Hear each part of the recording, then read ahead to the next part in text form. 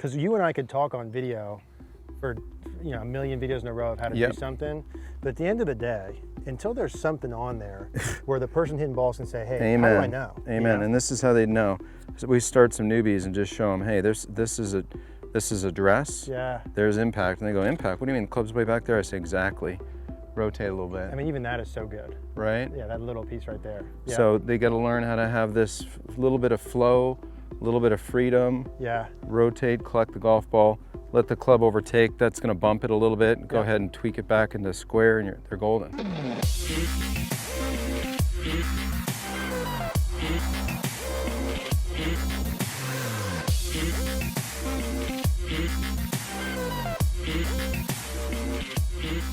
All right, guys, so we're lucky enough to have with us Mr. Martin Chuck. Now, if you don't know who Martin is already, Martin is a top 50 Golf Digest coach. He is one of the top ranked coaches in the state of Arizona, and he is the inventor of a ton of training aids that can really help take your game to the next level. Now, in this particular video, we're going to talk about wrist angles, and we'll bring Martin in a moment. But before we do, two quick things. Number one, we have launched our golf schools for this year. If you want to come get some in-person coaching, I would love for you to come hang out with me in Bethlehem, PA for 2 days. We'll put the link in the description down below. If you don't want to fly to Bethlehem, that's okay. We can work together through CogornoGolf.com, regardless of where you are. That's where you can send your swing to me. I can help coach you, take your game to the next level. Now, as a member of CogornoGolf.com, you get access to our Facebook group, which is the most important part, where we, myself and the coaches at Cogorno Golf, can help see your swing and give you your priorities, what you need to work on and how to practice. You get access to our masterclass and everything else. Would love to see you at CogornoGolf.com. Link in the description down below. All right, guys, to my right here again, Mr. Martin Chuck. Martin, thanks for having us out. Hey, buddy. Appreciate Great to be here. So what we're going to talk about in today's video is how the wrists work during the downswing. Awesome. And Martin Chuck, I don't know if you guys know or not, but he may or may not have a few training aids that are really, really, really good. Thank you. And one of them is the Educator. Sure, right? Absolutely.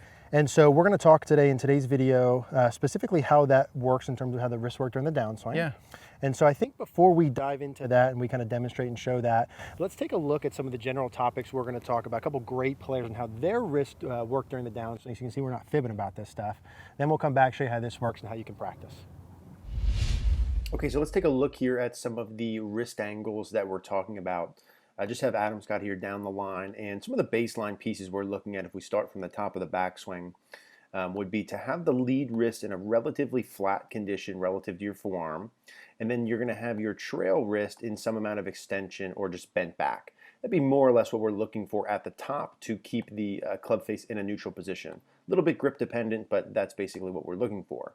Now, as we start our downswing pattern, we're looking for that lead wrist to maintain that flat position and or go a little bit towards bow. And then you can see that trail wrist still being bent back, at least as bent back, maybe even more bent back.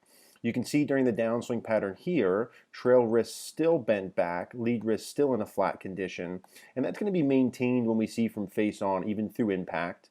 The club is unhinging here, right? So on this angle, the club is unhinging, but the trail wrist is still bent back. We'll see that from face on, and that gets released past the ball into the follow through.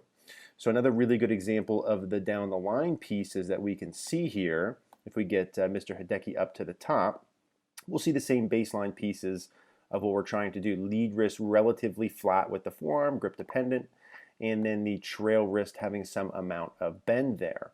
Now, as we start during the downswing, we want to maintain or increase those conditions. You can see that lead wrist here, even working a little bit logo of the glove towards the camera.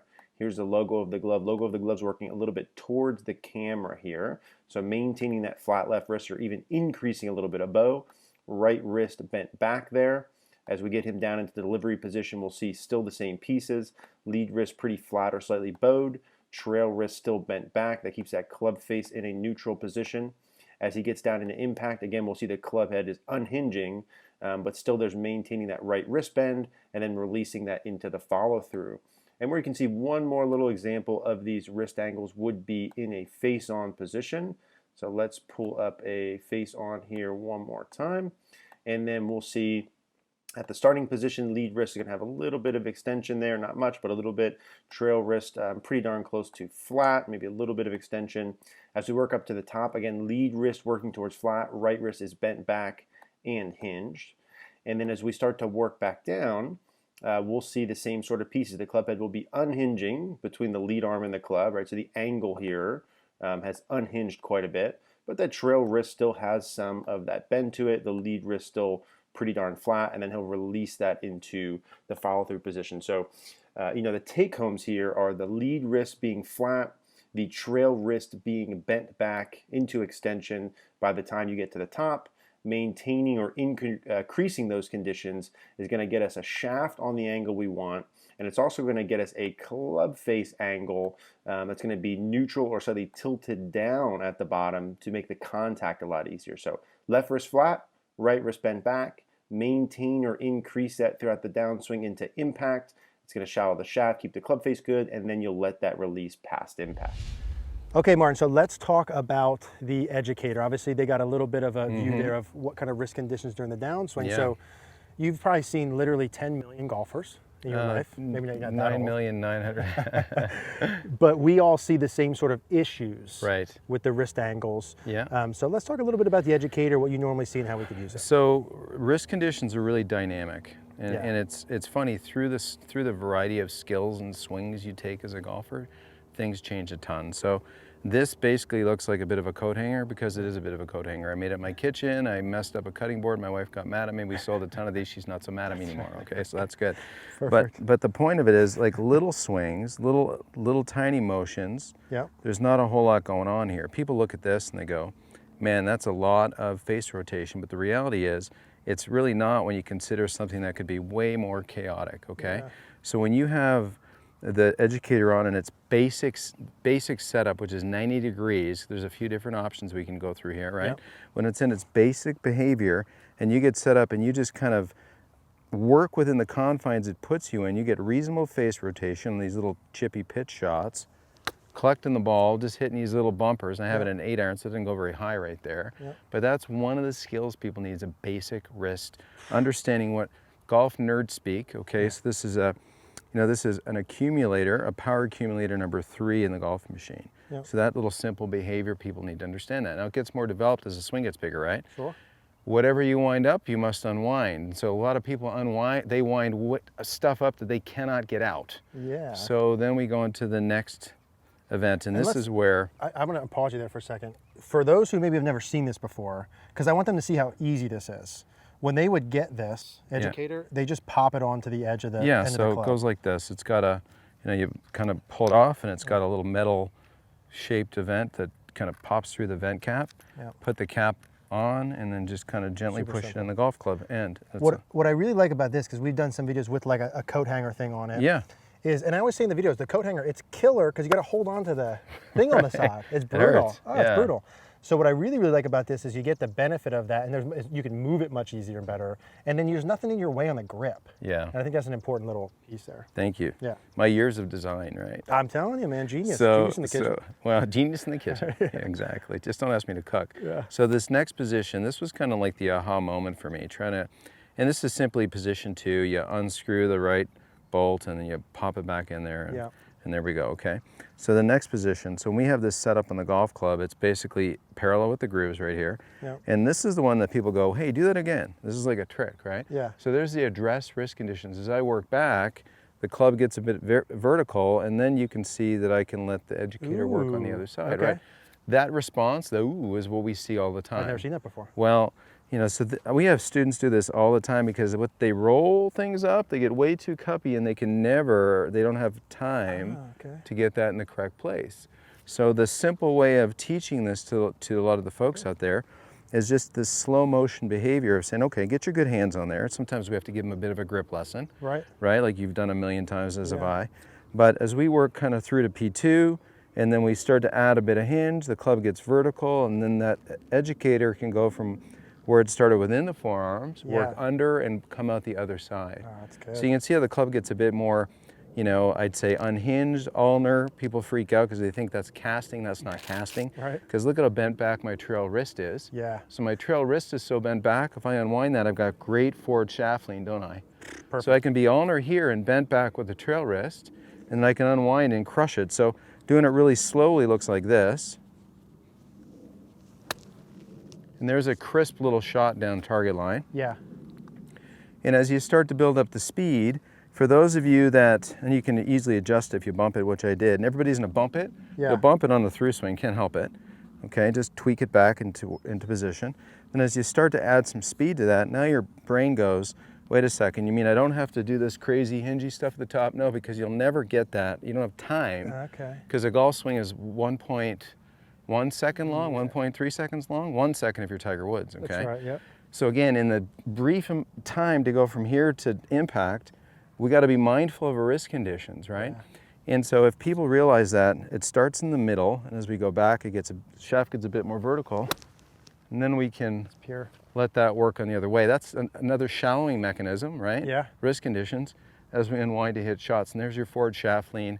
There's your economy of strike, right? That's when your speed gives you the most distance. Yes. That's the stuff we want. And I think there's your feedback. Sure, right?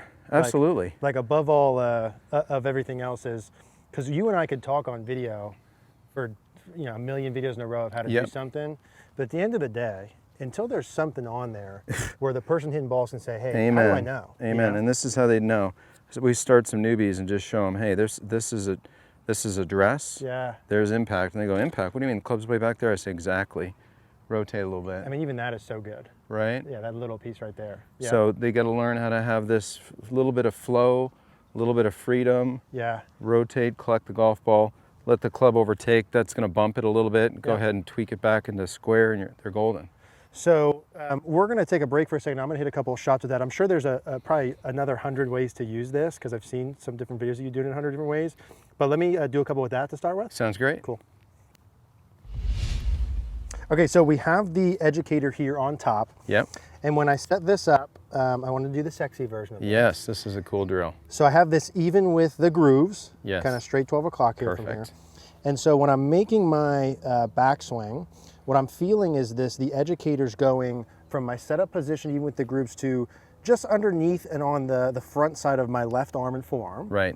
And then when I do that, that enables me to get the shaft a little bit more towards vertical, right? Which we would like much more than too far. We don't want it laid off early, absolutely. Not a lot of good there.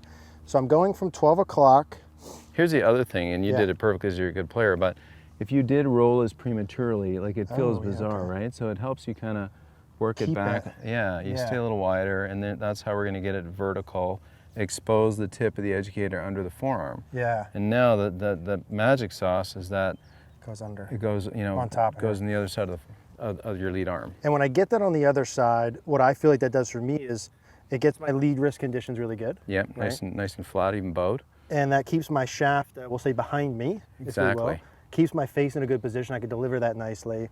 And for the purpose of this video, the wrist angles, that's what we're talking about, right? Right. What good players do, it depends a little on grip style, some different does. things you can do. But in general, right, we need a club face that's in position so that we can deliver it. Yeah, so one of the commonalities with good players is in that delivery position, the face is a little bit tipped down, right?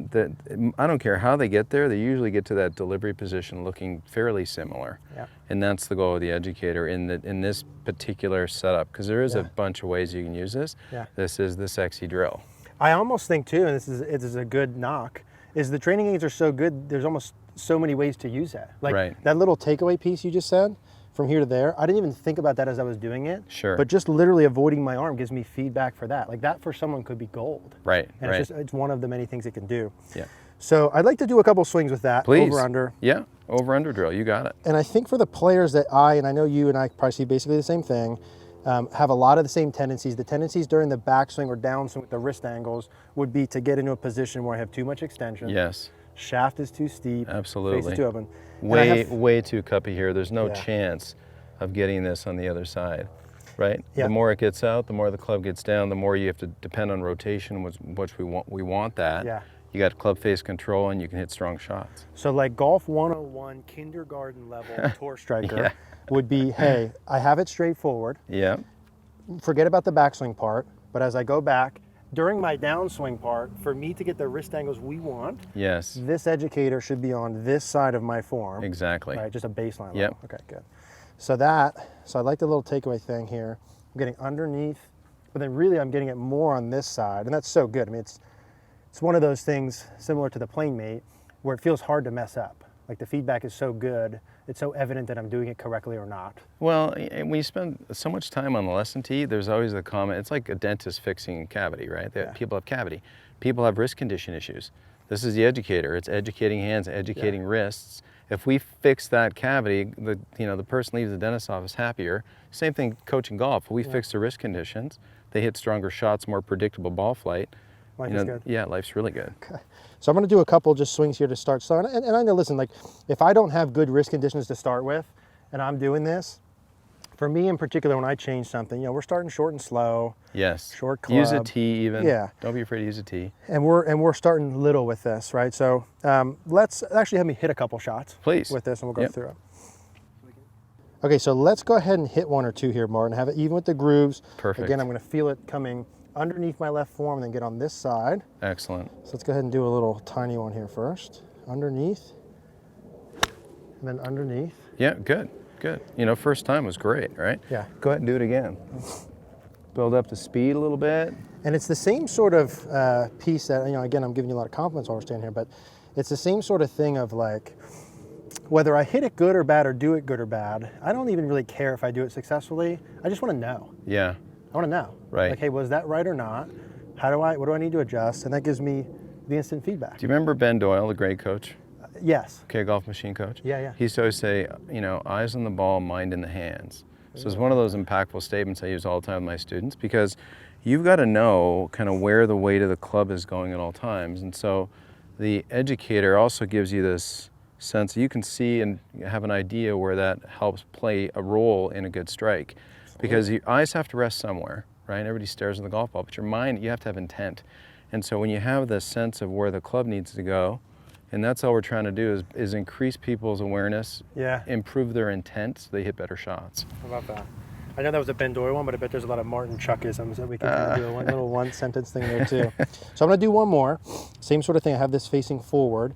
I'm trying to avoid an over excessive roll for people. And then I'm trying to avoid this being on this side of my forearm. Yeah, between your arms. Yeah, rather there. Right. And honestly, even people in the beginning, maybe Martin, of like, hey, what are my wrist conditions supposed to look like without even hitting? Just like, hey, this on this side is no bueno. Right. And what does it feel like to get it over there? Yeah. Okay, that feels this. I'm aware of my hand motion. And then when I take it off and hit some, I've got a very simple feel to take. So one more step down that road. Yeah. Why is this no bueno? Like, think about it. Yeah. For the golfers out there, if the face, if I came down and the wrist was wide open, the face is wide open. Now the back of the house, the supercomputer back there says Mayday, and you have to stand up and roll the thing. Yep. And everybody wants to be more consistent. So we take out the chaos and we put in something peaceful. Yep. We get the shots we want, right? So it's 100%. just all about reliability. There's very little chaos. You'll play good golf. I like it. I'm sold, Martin. Let me do one more. Yes. And then we'll talk about this here. So underneath. And then I'm really focusing more on this pattern right there is what I'm feeling. Good. Which feels like I'm getting a little bit of a flexion, a little bit of a bowing kind of in the lead wrist. Yep, excellent. And if I'm someone who has too much cup, right, certainly that's what I want to feel there. Okay, and that's going to be a high draw all day. And right? I feel like if I literally got the chance to hit like 10 shots. Yeah. And I was looking at it and adjusting it, looking at it and adjusting it. After those 10 or after that practice session, which I think should be mine, yours, everyone watching's goal and intent, is what am I here to hit balls for today? Yes. What am I trying to work on? And then knowing for certain when I'm doing it, whether I'm doing it correct or not, and having a feedback system. No, for sure. So I'm not going to say any more nice things about you, because I think I've blown it up here enough. The Tour Striker Wrist Educator, guys, we're going to put a link down in the description down below. When I say these things, feedback, and I make jokes about it, I'm also being serious. When you're practicing, you have got to know if you're doing what you're trying to do. After you sort of assess and figure out what you're trying to do, you have to know whether you're doing it or not. And another excellent training aid and device you can use to know just that. Again, we'll put the link down in the description. At least check it out if you have wrist mechanic issues. Thank you. Check out the link. Martin, thanks again, man. Eric, Appreciate cheers. it. Hey guys, thanks for watching today's video. If you like the video, do us a favor, click the like button down below, click the notification bell, and please subscribe. Now, if you like what you saw in this video, and I know that you all did, and you're interested in coming out to the beautiful Tour Striker Golf Academy here at the Raven Golf Club in beautiful 70-degree sunny Phoenix, which you should during the winter months, go ahead and click the link down in the description down below to see everything about the Tour Striker Golf Schools and all of the training aids, right? If you want to find a training aid that can help take your game to the next level, we'll include that link in the description down below. I know it'll help you guys.